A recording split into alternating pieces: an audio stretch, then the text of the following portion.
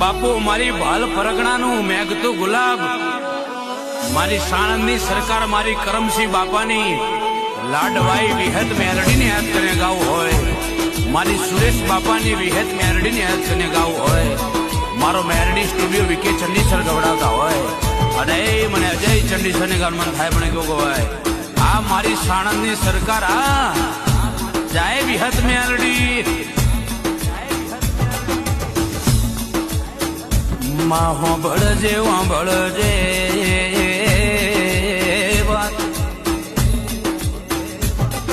એમાં 42 ભાલ જેવું પ્રગણું દેરા,